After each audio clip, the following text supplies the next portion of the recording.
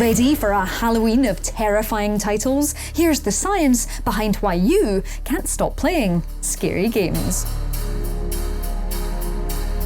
Horror games come in many shapes and sizes, but they all have one thing in common. They're all trying to scare you silly. Whether it's with claustrophobia or darkness, or even an enormous alien made famous by cinema, every horror game wants to push you to the very brink of your sanity and make you wonder why you even hit new game in the first place. This video delves into the psychology of exactly why some of us are so keen to load up the latest terrifying titles. While most of the studies have used horror films during their research, much of the same terrifying thinking applies here. Here then are the reasons why we just can't stop playing scary games. Grab a cushion. You might need it. Before we dive into the gory soup of exactly why some of us love playing horror games so much, let's talk a little bit about why, on the surface, it's actually very strange.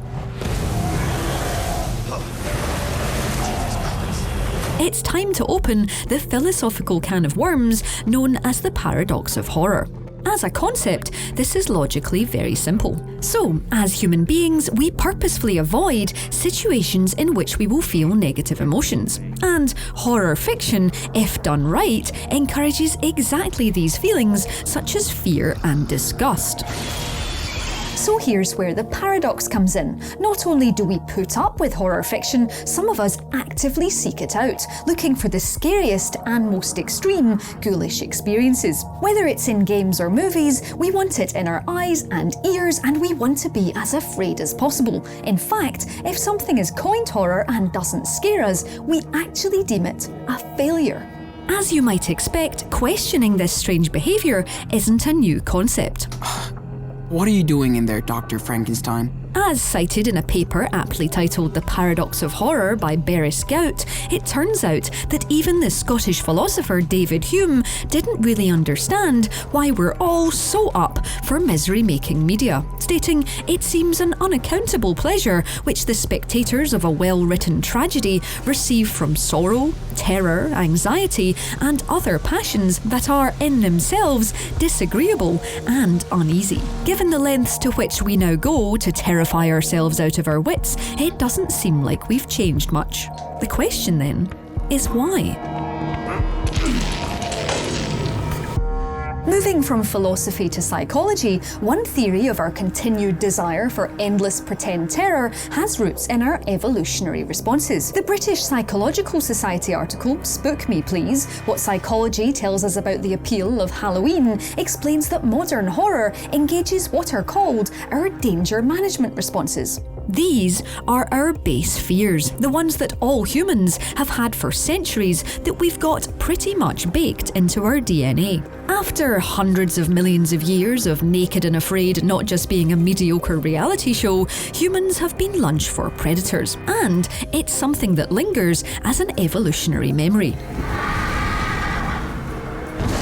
If you've ever wondered why you've got a fear of spiders, poisonous versions in our evolutionary past means that now, even in the 21st century, we have a predisposition to spotting these eight-legged creatures. Research has proven that even when we're busy with other activities, our base evolutionary responses work in the background, keeping an eye out for potential fangy death. Somehow, we always see spiders out of the corner of our eyes, whether we want to or not. So this means that when usually oversized bugs appear scuttling across our game screens, we really don't find it particularly pleasant. We can't even control how we feel because it's a natural response. Whether you're only afraid of them when they're big enough to have knees, or you just don't like the way they move, your arachnophobia is helpfully easily explained by these base fears. And of course, creepy crawlies aren't the only natural predators to set off our murdery, well, spidey sense. Anything toothy, carnivorous and out to get us should send a chill down your spine. The zombies of Resident Evil are relentless shuffling predators, for instance, a perfect recreation of a deep-seated fear. Then there's something as simple as the inability to see these monsters in the dark. Turn out the lights in any game and you're suddenly as weak and vulnerable as your ancestors who didn't even have a crummy battery-powered torch to hand. The dark is scary, not just because of what it might contain now, but because of what might have been there in the last hundreds of millions of years. So, that explains why we're afraid, but not why we actually like it. Well, it turns out that one of the many suggested answers to this complicated question is relatively simple. It's because we're safe. All of these tests of our evolutionary responses are taking place in a relatively cozy environment. Whether we're playing games, watching movies, or even in a haunted house with real scare actors, deep down, we know that the experience can be turned off at any time. Another article called The Lure of Horror by Christian Jarrett says that we enjoy these terrifying journeys because they're exercises of our base responses. We're playing out threatening scenarios like practices for the real thing. He cites California State University's Stuart Fiskoff, who argues that movie monsters provide us with the opportunity to see and learn strategies of coping with real-life monsters should we run into them, despite all probabilities to the contrary. A sort of covert rehearsal for who knows what. This makes sense when it comes to horror games, even more so than horror movies. In a cinema environment, we have to watch characters make their own bad choices. Is anyone there? But in games, we are the ones to suffer, and inevitably make bad choices of our own. There are plenty of theories that rely on this idea of safety and an extra level of psychological removal thanks to knowing that something's fake. But given that so many people really don't like to experience horror in any capacity, even when it's safe, means that not everyone enjoys testing their reactionary mettle when it comes to walking into the fake woods with only a pixelated flashlight for company. Another theory around our love of horror breaks down the types of scares we enjoy. A Psychology Today article by Mark D. Griffiths talks about the different motivations we have for experiencing the horror genre. He talks about a 1995 study that separated out 4 different reasons that people have for watching horror movies: gore watching, thrill watching, independent watching, and problem watching. Psychologist Dr. Deirdre Johnson reported that, as you might expect, we're all very different when it comes to what we watch and how we react to it. Oh, honey! What was that?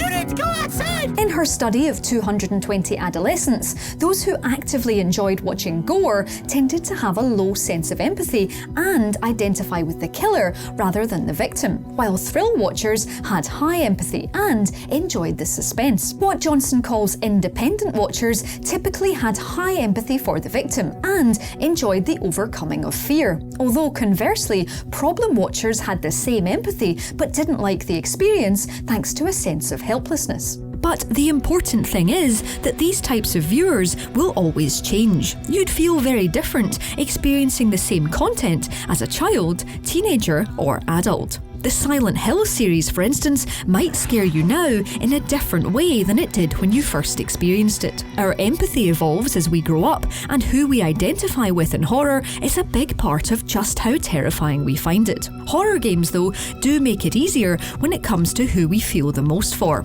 Playing as someone scurrying around being hunted tends to make it much easier to empathise with their side of the argument.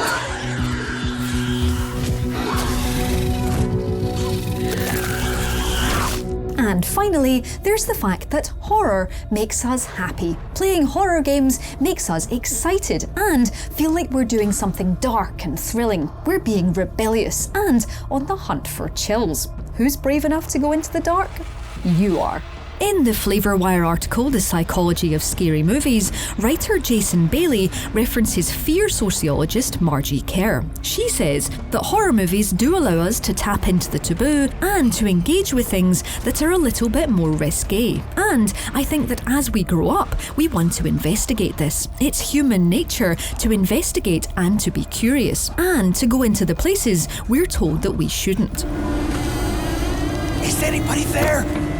This is exactly what we do when we load up Man of Medan or Blair Witch. We know that we shouldn't be heading into the dark where bad things lurk, but we do it anyway. Plus, and here's the fun bit, Kerr confirms that when we do start feeling the thrills associated with fear, our bodies produce all kinds of chemicals. Is that a bunker? Building on what I was talking about earlier about safety means that we're getting a serious high of adrenaline and endorphins without the genuine risk. Like a situation where we're giddy and happy, the physiological response of horror can feel great. Incredibly too, research into brain activity during scary movie watching has revealed that our grey matter tends to respond similarly, if not the same, to real risky situations as it does to fake ones. Those who hunt horror experiences are genuinely hunting down the highs of real fear, which explains why horror movies and games definitely aren't for everyone. Those who do want these sensations, though, want them as intensely as possible, which explains why we're constantly hunting down the spookiest games of all time.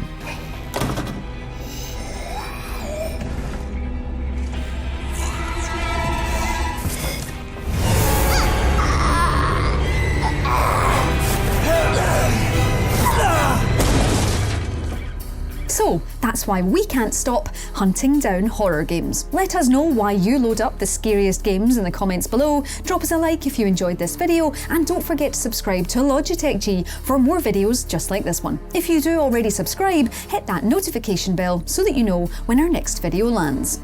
Happy Halloween!